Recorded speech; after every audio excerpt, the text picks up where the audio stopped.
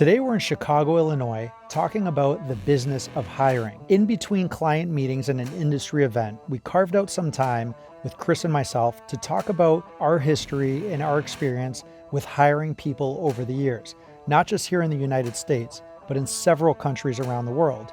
Some of the stuff that we've learned along the way, mistakes that have been made, and just some general advice that we have for those who are in a position to hire as well. So check out this episode. Please subscribe and stay connected. My name is George Stroumboulis, and I'm extremely passionate about traveling the world, meeting new people, and learning about new businesses. Join me as I sit down with other entrepreneurs to learn about their journeys. This episode of Invigorate Your Business starts now. We're dissecting our business, Ideoli Group. We started it, years go by, and it's nice to just dissect sections related to different functions, how we operate it, and just share it with people in the community. And it's good for feedback. Doesn't mean what we're doing is right. We're learning every day. Of course. In everything, like we're always learning. So today we're going to talk about hiring. Mm-hmm. I feel like another time we could talk about, right sizing, firing, like that's a whole separate conversation, but let's talk about hiring, how it applies to our business. Before we jump into that, we're in Chicago. Yes. Yeah. We're here for this cool show. We don't need to get into details on that show, so we give our competition any insight, but just Chicago as a city, we got a chance to go pound a dozen cocktails last night. It was good. And it was cool because we got to see our actual work, right? Yeah.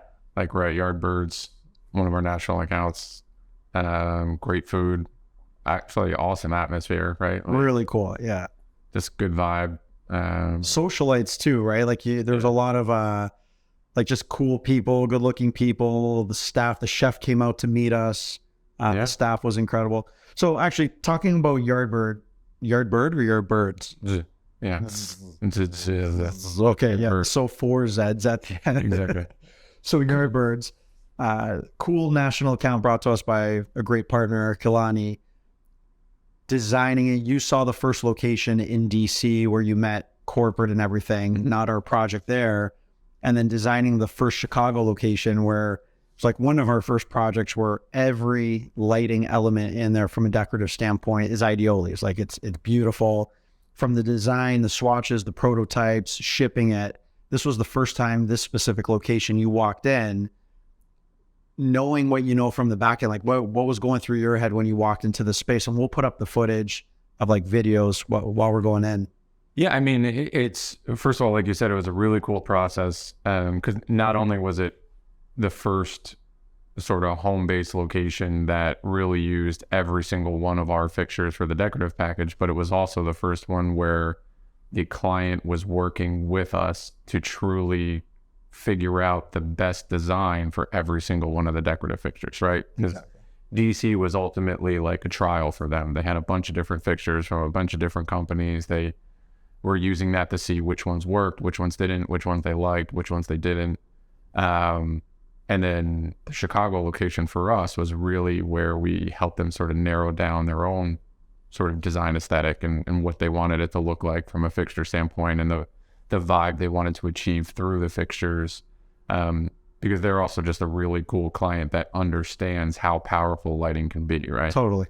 So that was just tremendous. And now we're already on our third location designing that with them. And Denver's standalone is going to look amazing. Exactly. And it's cool because that's Yardbird. They want to order 10 more locations right now. That's unfortunately that's spam. That's a great distraction. Enlargement pills. All right. I forwarded to you. We're good. Cool. You know what was great about yesterday? We walk in, introduce ourselves, right? We went there, has customers and to see the job site. It was happy hour, all that. Manager comes out, chef comes out. The VP of operations was in town. Just happened to be there. So it was just great conversation. We toured the space and we're like, hey, what do you guys like? What don't you like? And one of the individuals like, oh, we're having issues with your lighting. And we're like, oh, geez, okay, what's going on? Yeah. And they take us outside, and it was a screw-in lamp that gone out, right? Not our product, right? Ours is the decorative. We're like, oh, good. If that's your biggest problem on this, we're good. Simple fix, like replace the light bulb. But just really cool stuff. And then we try. This is what I love about traveling within the States, right? Any major city we go to, there's several Ideoli locations that have our product. Sure. So we could just pull up the map and be like, oh, let's go check out this site. Just really cool stuff. Chicago's cool. Let's talk about hiring. Okay. Yeah. So we have been at this specific company for several years. Previous life, we were part of a startup. Before that, you've gone through interview processes. So have I. So in talking about hiring and what we do at Ideoli, good and bad, and we're learning as well, right? It's always hard to acquire and keep great talent, right? Talk about interview processes, like what you did in the past to get attention in trying to get your first job. Because there's a connection we're going to make later on. Sure. Stuff that we're seeing lacking in certain age groups, or things that could be done better from an initiative standpoint. Yeah, I think the big thing, and it's so cliche, and it's something that I, like when I was going through the process, I honestly didn't really figure out, right? I didn't figure out until I was on the opposite end interviewing people. But like for me, when I'm interviewing somebody, it's really 90% about the vibe, right? Like, do they fit with the culture? And that's because every company I've worked for, and including us, is we are so small. Mm-hmm. So having somebody, you can be the smartest person in the world, but if you have that toxic personality, you're just going to destroy the whole culture of the company, right? And it's easier to destroy than build up. Of course. So it's like really trying to be yourself. Again, as ridiculous as that sounds, as cliche as that sounds, it's like, you know, it's not just about what you know. It's not just about what your GPA was in university or anything like that. It's really about what you can bring to the table, and are you going to mesh with the team, right? Absolutely. So it's more about sort of your ability to be a part of a team than your ability to necessarily answer a question or something like that. When we're interviewing different markets around the world. So I remember my second job when I moved to the States and I switched companies. I was applying for a senior marketing business development position, and I got the interview, and I knew I could change things instantly there from a marketing and branding and what they could do on the business sales side. And I had the meeting set up, and it was, say today is Wednesday, my interview was next Monday, right? So I wanted to go in there, and I wanted to take an extra step. And I remember doing this, and I probably spent 20 hours of my time, and I pulled together this, like what I thought at the time was incredible deck, custom PowerPoint, right, tailored to that company I was interviewing with on what I would change. And every slide was, this is what we do for the new branding for the website. Let's launch a magazine. Let's do this on the social. And I outlined it, designed it, did everything, bullet points, what I thought the budget. So when I went into the interview and presented this on my laptop, the VP of sales at the time that was interviewing me was just like, when can you start? It made it so easy. And I'm not saying I'm special, but, and I know from your interview experience, and you were interviewing like during the crash, like horrible times, right? You always took that extra step with the portfolio. And when we interview, you always want to see like, hey, it's not just I submitted the resume and, all right, ask me some questions and I'll get back to you. A lot of the times now, you know, and I'm not trying to put it into age groups, but you see a certain area where, man, I knew like if I was interviewing, follow up the next, you know, later that day, tomorrow. Thank you so much, Mr. Hartswick, for your time. Really appreciate it. Here's this. Like, I don't know if I had to put a percentage, maybe 10% of any interviews we've done over the last several years, those individuals would follow up. And I don't know if it's cultural, because, you know, here in North America, it seems like it's more standard like that follow-up. But even now, it kind of blows my mind. So I don't know if the pandemic is driving that and people just don't care. Are you seeing that on your end? Yeah, I mean, I think you're right in the sense of it. Part of it is you really just got to show your hunger, right? Which for me, that fits in with that vibe as well, right? Like we don't want just a dead fish sitting at a desk because we need another body in the office. Like, we want somebody that's going to come up with ideas. We want somebody that's going to challenge us, right? And say, hey, are you sure that's right? Or I don't know, what if we did this? Like, we want it to truly be collaborative. We're not just looking for a robot. Yeah.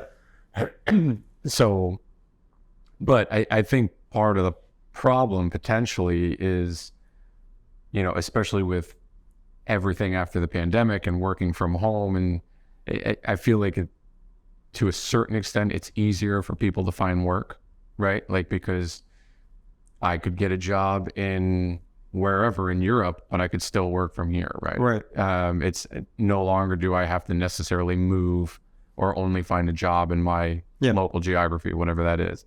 So I don't know if it's, I don't necessarily want to say laziness, but I don't know if it's people just feeling like, oh, I'll be able to find something, I'm not worried about it. Yep. But like you said, it's really showing that hunger, and part of that is just staying in our face. Yeah. Right? Like, knowing when you're going through an interview process, you're not the only one, right? If the interview process, by definition, is going to be whatever company you're going for is interviewing several people. So it's the follow-ups, the thank yous, the immediate follow-up afterwards. Hey, thank you for your time, blah, blah, blah. A few days later, just looking for next steps, please keep me in mind, following up a week later if they still haven't heard. Totally. A perfect example for that is, our most recent hire, right? Yep. Tenacious. One of the things I liked best was it was almost like clockwork. Every 5 days during the process, hey, and nothing pushy, nothing aggressive. I'm alive, I'm interested and want to. Still really looking forward to hearing from you guys. Please don't forget about me. I'd love to hear good or bad. Absolutely. It's just a great attitude. Great, phenomenal attitude. And even before, if we're talking about the same person, even before that, maybe a couple people before, younger demographic, earlier 20s, right? And interview in person later that night. Thank you. Here's my, follow-up email. Thank you, follow-up. And because I don't see that often now, we don't see that often, I was like, man, okay, great. Right. And we're going back to the basics of that should just be the default. Yeah. The same if we have a meeting with a client today at noon, right? There's a follow-up coming later tonight or tomorrow morning because you don't want to spam them. Right. But it's just that common that I feel like is just lacking nowadays. So let's talk about some stuff. So we've done talking about family, friends. If you group family and friends in one bucket, and then just hiring from outside with no connection, we have a policy at our company, you and I as the owners, that we don't hire family, right? We'll lean on certain family members who have, lighting design background that can help and consult, but we try to do that to just not get it dirty. Friends, we've stepped into that category and we've hired friends that were industry friends. And to date, they've been incredible, right? So it's kind of going against, right? We've had incredible hires that are friends. We've made it clear in the beginning. So talk to me a bit about, the challenges there and your apprehension in hiring friends, specifically to Ideoli. Yeah, I think it's sort of similar to living with somebody, right? You can have a really good friend and then you live with them and you realize they're a slob and you're like, Jesus, right? Yeah. I can't live with this guy or gal or whoever. I feel like working's the same way. It's really tough. Sometimes it's good, sometimes it's great, and sometimes it's awful, right? Right. You don't like their work ethic, whatever it may be. It can be really tough to do that. So, and I think that's where industry friends are a little bit easier, because industry friends, for the most part, their work ethic, right? Because they're coming from the industry. That's how you became friends with them. It still has its own challenges, but I think the big thing there is you almost have to assume at some point, right? Are you okay with losing that person on the personal side? Right? Are you okay with losing that family member or that friend? And that's a hard question. That's the most blunt way to put it. It really is. But the thing you got to remember, right? Whether you're on the employee side or the manager side, right? The boss or the employee, you're gonna have that day everybody has had that day, no matter how good of a boss somebody is, or no matter how good of an employee somebody is, everybody has that day where they just piss you off, right? It's everybody has that bad day. Everybody, it's unavoidable. Yeah. And when that comes time, is that going to be okay with that relationship? Right. Like you're going to wake up one day and that person is going to do something that's just going to drive you nuts. Really quick on that point, what I love about, because we have such a core team, right? We're expanding, great growth, but we have such a core team that we know if this person's dog died, we know if they got surgery on their toe and what's going, like, because it's starting to get harder the bigger we get.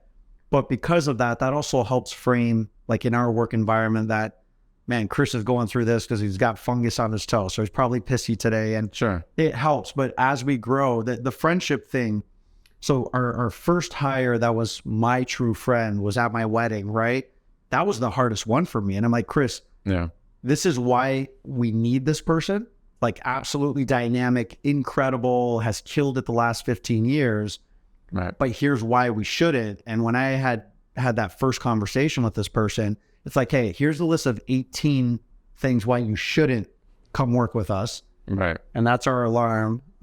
We have some meetings today, so we got this is going to be a quick one. But all the reasons why you shouldn't, and then when we laid it out there, it's like the one thing we do really well is we're just transparent with everything. Yeah. And if you do it that way, it's also backfired on us, and we've lost, some individuals that friends for life and just work-wise didn't work out. So it's a challenge, man. There's no secret sauce, I believe. There's certain metrics and frameworks that we could deploy to find the right people. But it's a move. We're dealing with humans. We're humans. And it's very fluid from an emotional standpoint. Sure. And it's something, like you said, you just have to be so honest with, right? Whether it's working or whether it's not. You have to lay out the good and the bad, right? Even like you were saying, before the process or during the process. Right? This is all the negative stuff. Let's just throw it on the table. Right. This is everything negative. Can we get over this? We need to answer that from our side. Whoever we're talking with needs to answer from their side. And if everyone's willing to give it a shot, let's give it a shot. Absolutely. And then the other side of that is, once you're trying it, you got to frequently reevaluate, right? Is it working or is it not? Can we pivot? Can we shift? Can we make it work? Can we not? And if not, then it's okay, right? Let's just end it. And we have someone who became an industry friend, joined our team, senior position, for whatever reason it wasn't a fit, right? And we have our own dynamics, right? I'm not saying we're right all the time. Parted ways, still friends, still doing business together, right? Like, we're not trying to burn bridges. And at the end of the day, like, we want to bring people on our team where they feel valuable. They're bringing value for their personal careers for us. And if that doesn't align, then it's like, you know what, like, let's just part ways. In instances, we've helped people find other positions at other companies through our network. It's just, life is short. We're trying to do something here. And if it's not a fit, but the team that we do have, out of everyone we hired, we have, as long as our company is around, we have employees that have been there from day one, which is incredible. And you just see that dedication from our end to them and vice versa. Makes it worth, this effort that we're doing. Absolutely. And again, that honesty, that reevaluation, we've even had, some of our core team members now, we've had really tough conversations with early on, basically saying like, look, this is not working and here's why. Yes. Can we fix it? How do you want to fix it? How do you want to address this? And we've had several people like step up and be like, you know what, you're right, let's do this. And now they're, integral members of the team and killing it. And it's like, if we never had that honest conversation, then we never would have gotten to this point. Yeah. And the other thing we're seeing, just talking about, we don't want to burn bridges, and then we're coming out of COVID. But even during COVID, we had a lot of remote workers, right? Located in different offices around the world. And now there's a lot of people that have gotten comfortable with, well, I want to work from home 4 days a week and come into a flex space 1 day a week. And, that's not our business. What we do with the collaboration and that teamwork and brainstorming and addressing new fixtures and designs, it's very hard for us. What's your stance? And I know it, but for the listeners, what's your stance in general on people wanting to work from home versus being in these collaborative hubs and how that translates to the work that we do? Yeah, I mean, I think you touched on it. There's a big difference between truly working from home, working from more of a collaborative flex space versus having one single corporate office, right? There's truly working from home, meaning you're just kind of laying on your couch and your laptop's on your belly as you're, doing something like that. It's not going to work. Yeah. Right. That's catching up. That's not that way. Exactly. That's what you do. I don't know. You wake up and you check some emails first thing in the morning, or you're just trying to read something real quick before you go to bed or something. That's maybe 30 minutes of your day for the average employee. Right. Which is appreciated, but that can't be your day to day. This is how I work. Exactly. You need to have that destination. And again, it doesn't mean it can't be remote, because as you stated, we are built on remote, right? We have small satellite offices all over the world. We never really had that one single headquarter that everybody comes into, and you have to be in this geographic area because that's so limiting from a talent, right? So that would be a terrible approach from our standpoint. But you know why that works for us, the remote, because those positions that are doing that, it's very black and white. And are they delivering or are they not? Right. So that's why we feel extremely comfortable. It's, did we get the design done? Did we get this package done? Or did you not? And that will quickly come. Because the one thing in our company, and we're constantly working, is developing our people as well. Sure. We hire, the environment's great, and we kind of just set them out there. And not sink or swim, but it's basically sink or swim with the way we are. We'll give them all the support they need and the softwares and the equipment and everything, and that constant collaboration. Right. But it's remote in most cases, and just giving them that support is great. But we always look for self-starters, great attitude, right? Like the great attitude, not fake, like, oh my God, I'm motivated, because that wears off and it's not natural, but don't take away from the energy in the room, right? At a minimum. And if you can meet that and have the basic requirements on lighting design, architecture, marketing, whatever it is we're hiring for, that stuff, like, we'd rather lack in that skill set area and bring them up. Right. But you can't teach the good attitude, the self-starting environment. And that's, anytime we sit down with people in different cultures, is what's that vibe? What's that energy? What's that attitude? And then, hey, what's their skill set? Exactly. Because it's, as long as you have the base skill set for whatever job it is you're interviewing for, you can learn, like, specifically how we're going to approach that as a company, right? That's easy to learn. But like you said, you can't learn being a positive person, right? You can't learn being just like again, cliche, but a real good, like, team player, somebody that's not just going to work well with others, but like care, right? Yes. And we don't need robots that have the blinders on and just, this is what I'm doing, check, I'm done, now it's somebody else's problem, right? We need it to be collaborative. And part of that is because of how remote we are in all our satellite offices. But it's definitely been a learning experience. Well, and we're constantly learning, and we're nowhere near today than where we'll be even 10 years from now, and just understanding and making it more refined. Because the other side of it is, right now, because we're growing so much, we're starting to recruit from a C-level standpoint, which is the first time in our career here at Ideoli. And that's been the toughest challenge. Yeah. And that's where we need, support. And we've been talking with other executives and C-level people and CEOs, because it's very difficult to hire a C-level person that's coming in and helping us run the business when it's our company. Sure. Right. So that's what we've been, one of the positions, it's 5 months now, we've been trying to fight the right fit. Yeah. And that's fine. We don't want to rush into it, but it's catch-22. Yeah. I mean, it's, no matter what position, the whole thing is like trust, right? You have to trust your employees, as you were saying, basically the sink or swim. The sink or swim really comes down to, I am trusting you to do all of your responsibilities, and it's all on you now, right? Obviously, we're going to help you, we're going to support you, but we have to relinquish that responsibility because it's ultimately coming from our shoulders, right? Yes. When we started the company, it was just the two of us. We had to do everything. So everything is essentially coming off of our shoulders, which means we're handing that off. So that the bigger the responsibility, the more valuable it is to essentially the success of the company, the harder it is to relinquish that to somebody else. And we pride ourselves on, and every company will say this, the best work environment, and we love our people, and great. Every company will say that. So what I'm about to say, everyone on our team, right? Everyone, like in our immediate team, not subcontractors and so on, trust wholeheartedly, right? Yeah. And we've created a really positive, collaborative environment. Like looking at it now, trying to take the boss hat off, right? Which is hard. As an employee, if I was here, it'd be like, wow, this is a very supportive environment, very free and lax, not lax like we do whatever we want, lax in, hey, I have this coming up, can I switch these dates?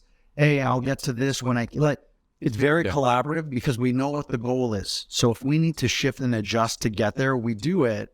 And I think all of our team members could say that it's a great environment, for them to personally grow. People come to us, hey, I want to train here, I want to do this. Great. Does it make sense? Can we bring value? Let's do it. Yeah. Or this doesn't make sense right now. Let's reevaluate. And they have access to us, right, at any point, which is a big deal. Well, and like you said, like just wanting to grow professionally for themselves, but also in a way that's going to benefit the company, just proves that they also understand. Yeah, I think it's the benefit we have is just people really understanding our business, right, and understanding how they can pursue their interests and they can grow professionally in a way that'll also help us in the company, right? It's, can I go take these classes? This is going to help me do this, and I can take on more responsibilities here, and this is how it applies to the company. And like you said, sometimes it makes sense, sometimes it doesn't.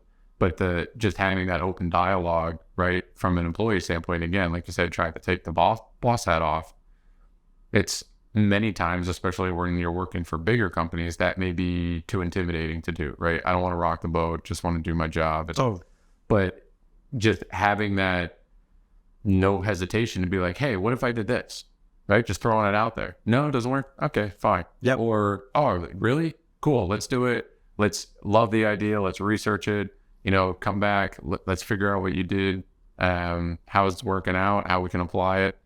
It's having that real, true collaborative effort, across everybody is just, it's nice to see. It's nice to have.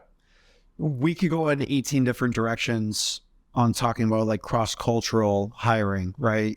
Different skill sets and so on. But to wrap up this conversation for today, sure, let's talk about mistakes we've made individually in the hiring process, right? Specific examples or not in general. And, as a company, what we've started doing to avoid that. And if you don't have anything off the top of your head. No, I think a lot of it is, for me, comes back to that vibe, right? Do you fit culturally with the company? And for me, a big way to address that, which might seem strange to everybody, it's no matter how, traditionally small of a position it is, we have 5, 6, 7 people of our team interviewed, right? And the reason for that is people have different questions, people see different things, people pick up on different cues or whatever that may be. And that's how collaborative it is. We could be interviewing for a marketing position and we're going to have our head engineer interview the person, right? Why would anybody do that? Well, they're going to ask different questions. They're going to see different things. And again, at some point, marketing and engineering has to work together. At some point, finance and, project management has to work together. Absolutely. And to that point though, Chris, by getting that next department or person to interview, they're now engaged. Exactly. Right? They feel important because they are important. Of course. And by them interviewing them, and if we hire, then everyone that's part of that process wants to make sure that that's a successful employee. So it's a great strategy. Yeah. So ultimately, going back to your original question, mistakes that I've personally made in interviewing is having those blinders on, right? I'm interviewing for a new engineer. This person's going to report to me. I'm the only one that's going to talk to them. I'm going to ask my questions. Maybe I'll follow up with a second interview. hire them, they show up, and I'm like, oh man, right? Not what I thought. Yeah. But yeah, I think that's my biggest The biggest thing I've learned. Yeah, so we share that one. Another one is just going with your gut, right? In an interview, you could see certain things. You got to filter away. We all, it's like a first date interviews. You always try to say the best thing and everything fine. But then there's also red flags based on your set of parameters. And if there's a red flag where you're like, I don't know, I don't like, or I feel like this person may be like this in the work environment, and then you try to drill down further. Right.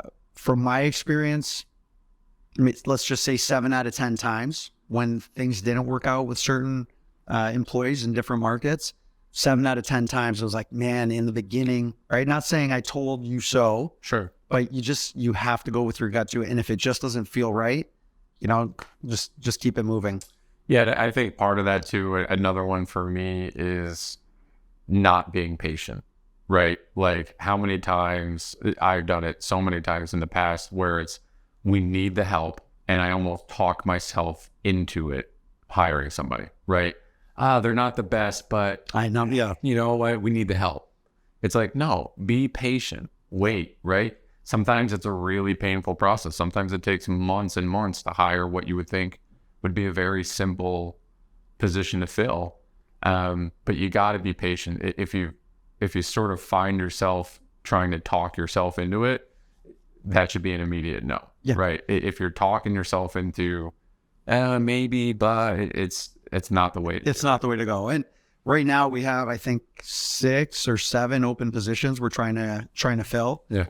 And we need them yesterday. But then the other side of it is, with every new hire, it takes people's time, right? And the other thing we need to improve on is, all right, let's just keep doing it, because by the time we train this person for this one, we could just get it done. And that's not a great way to scale an organization. Sure. Right. So we've been getting better at, hey, this person makes sense. They check the boxes. Are they 100% no? But if we could get them to 80% of us being satisfied, right, to get in the door, it's a balancing act. It is. It really is. But it's fun. We're expanding. On a future one, we're going to talk about the downsizing, firing side of it.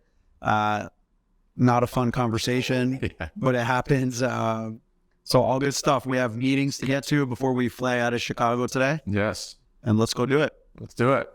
Thanks for listening to this episode of Invigorate Your Business with George Stroumboulis. Please hit the subscribe and like buttons and follow me on all the main podcast streaming channels. Also, please share your comments when you can. I appreciate your help in expanding this network to a worldwide audience. Until next time, stay invigorated.